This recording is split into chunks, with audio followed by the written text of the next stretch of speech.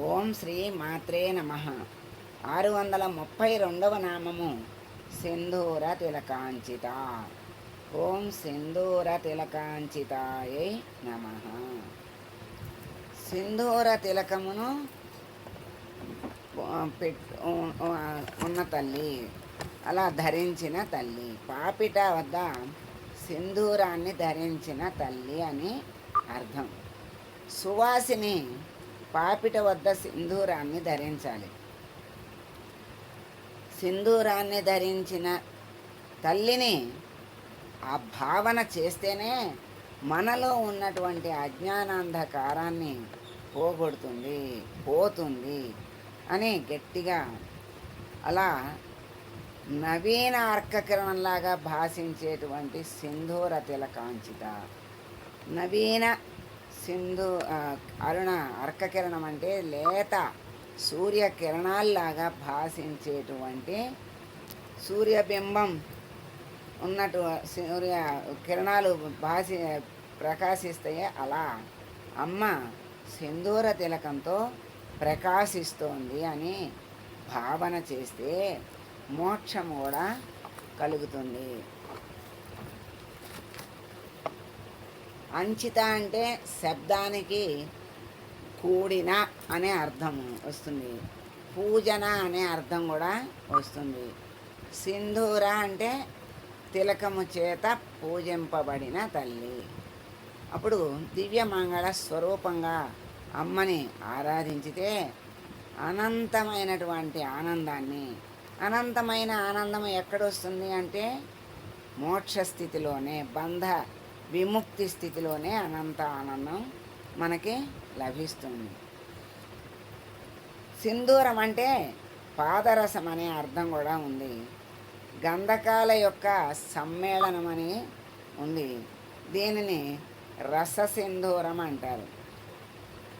ఇప్పుడు సిద్ధ మకర ధ్వజం, పూర్ణ చంద్రోదయం వంటి ఔషధాలను తయారు చేయడంలో కూడా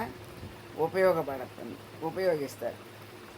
ఇది కాక పాదరసం యొక్క ఆక్సైడ్ రూపం కూడా అచ్చం రససింధూరం లాగానే ఉంటుంది. దీన్ని గంగ సింధూరము అంటారు. మనము గంగ సింధూరం పెట్టుకుంటాం కదా, అది హనుమంతుడికి ఇష్టం అని చెప్తారు. ఇది మిక్కిలి ఎర్రని రంగులో ఉంటాయి. బొట్టు పెట్టుకోవడానికి వీలుగా వాడుకుంటారు. అది ఆరెంజ్ రంగు అంటారు. తర్వాత ఎరుపు రంగులోను కొద్దిగా ఉంటుంది. ఉత్తరాదిలో మంగళ స్త్రీలు తప్పనిసరిగా దీన్ని పాపెట్లో ధరిస్తారు.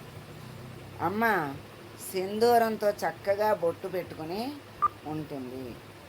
పాదరసం శివవీర్యం, గంధకం పార్వతి రజస్సు అని చెప్తున్నారు. రెండూ కలిసినటువంటి సింధూరాన్ని పాపిట వద్ద ధరించటం భర్తృ సంగమాన్ని సూచిస్తుంది. అంటే సుమంగళిత్వం, భర్తృ సహిత అని అర్థం వస్తుంది. సింధూరం చ దదౌ తస్యా సీమంతాద స్థలే మలే అని పురాణ వచనం. అంటే పాపిట కింద సింధూరాన్ని ధరించాలి అని అర్థం. ఎందుకని చెప్పారు? పాదరసమేమో శివవీర్యము, గంధకము పార్వతి రజస్సు, ఇవి రెండూ కలిపిన సింధూరము అమ్మ పాపిట ధరించడం భర్తృ సంగమాన్ని సూచిస్తుంది అని మనకి చక్కగా వివరించి చెప్పారు. ఈ సింధూరం గురించి సీతమ్మ తల్లి హనుమ విషయంలో ఒక సంఘటన జరిగింది. అంతా అయిపోయి రాజ్యాభిషేకం లంక నుంచి వచ్చేసి ఇక్కడ రాముడికి పట్టాభిషేకం చేశారు. అంతా అయిపోయింది, ప్రశాంతంగా ఉంది వాతావరణం. అందరూ అన్ని పనులు, రాముడికి చేయాల్సిన పనులు అన్నీ కూడా ఎవరు నేను ఇది చేస్తానని అన్నీ పంచుకున్నారు. హనుమ వచ్చి రాముడికి నేనేం సేవ చేయాలి అంటే, నువ్వు చేసే సేవ ఏమీ లేదు, అంతా అయిపోయింది, అని అంటారు. అప్పుడు ఆయన నేను ఆవలిస్తే, స్వామి ఆవలిస్తే నేను చిటికలేస్తాను అంటాడు. చిటికలేస్తాను అంటే సరే అంటారు. అప్పుడు ఆయన స్వామి ఎప్పుడు చిటికలేస్తారా, ఎప్పుడు ఎప్పుడు ఆవలిస్తారా, ఎప్పుడు నేను చిటికెయ్యాలా అని స్వామిని వదిలిపెట్టకుండా ఆయన వెంటే ఉంటున్నాడు హనుమ. రాత్రిపూట కూడా ఆయన నిద్రపోయినా అక్కడే ఉంటున్నాడు. సీతమ్మ తల్లికి కొంచెం ఇబ్బందిగా ఉంటుంది కదా, హనుమ నువ్వు ఆయన నిద్రపోతున్నారు కదా, నువ్వు విశ్రాంతి తీసుకో అంటే, అమ్మో స్వామి ఎప్పుడు ఆవలిస్తారో తెలియదు కదమ్మా, నేను చిటికెయ్యాలి కదా అని అంటాడు. తర్వాత ఏమీ చిటిక ఇయ్యక్కర్లేదు, ఇప్పుడు నిద్రపోతున్నారు, ఆవలించరు, వెళ్ళు హనుమ అంటే వెళ్ళి అక్కడ దర్వాజా మీద ఖాళీ ఉంటుంది, ఆ సింహద్వారం మీద ఆ గూడులాగా ఉంటుంది, దాని మీద కూర్చుని చక్కగా ఆయన చిటికలేస్తూ ఉన్నాడు. అంటే ఆ స్వామి అక్కడ ఆవలిస్తూ ఉన్నాడు, ఆవలింతలు ఆగట్లేదు. ఏమిటా ఏమిటా అని అందరూ కంగారు పడుతున్నారు. ఆ తర్వాత మీ హనుమ తర్వాత అప్పుడు హనుమ కూడా ఈ అడావుడికి వచ్చాడు. వచ్చి ఏంటంటే ఆవలిస్తున్నారు అంటే, అప్పుడు ఈయన చిటికలేయటం వీళ్ళు చూశారు. అదేంటి ఆవలిస్తే చిటికలేయమంటే, నువ్వు చిటికలేస్తావంటే స్వామిని అంత బాధ పెడుతున్నావా నువ్వు, మరి స్వామి ఆవలించలేకపోతున్నారు అంటే, అయ్యో స్వామి నాకు నువ్వెప్పుడు ఆవలిస్తావో నేను పోతానేమో అని ఆవలిస్తున్నా, చిటికలేస్తున్నాను స్వామి అని చెప్పాడు. అది అయిపోయింది. అలా స్వామి సేవ కోసం ఆయన అంత తహతహలాడేవాడు. దాసుడిగా ఆయన దాసుడిగా అయిపోయి రామదాసుడు అయ్యాడు ఆయన. అంటే ఆ దాసుడికి దాసుడయ్యాడు రాముడు, ఆయన హృదయంలో రగిలిపోయాడు.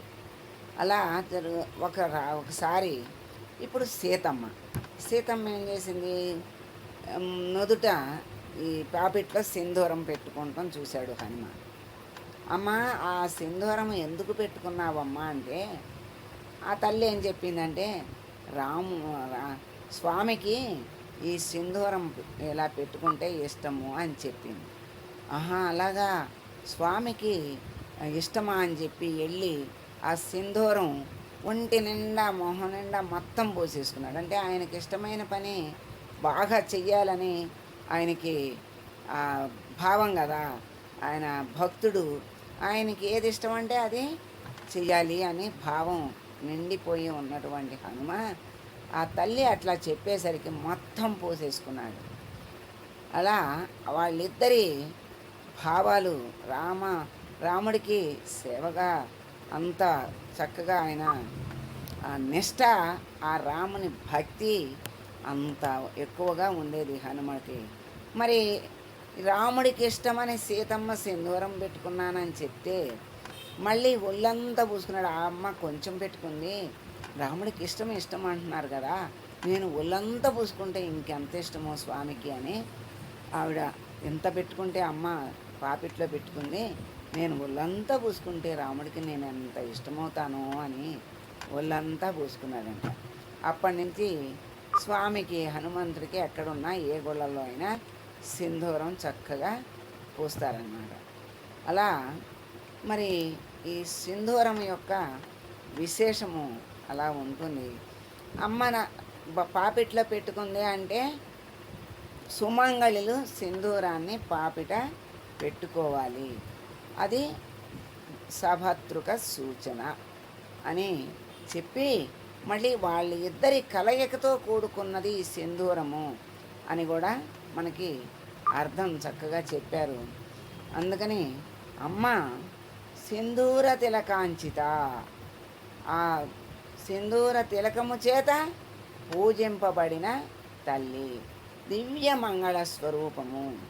అమ్మని ఆ సింధూర తిలకాన్ని ధరించినటువంటి తల్లి స్వరూపాన్ని మన కళ్ళల్లో కానీ మనస్సులో కానీ పెట్టుకుని అమ్మని ఆరాధిస్తే ఆ దివ్యమంగళ స్వరూపం మనకి ఏమిస్తుంది అంటే అనంతమైనటువంటి ఆనందాన్ని, మోక్షానందాన్ని, బ్రహ్మానందాన్ని ఇస్తుంది అని, అమ్మ ఇస్తుంది అని మనకి వాగ్దేవతలు చక్కగా మనకి వివరించి ఈ నామం యొక్క అర్థాన్ని మనకి తెలియజేశారు. అటువంటి సింధూర తిలకాంచిత అయినటువంటి తల్లికి మనం నమస్కారం చేసుకుందాం.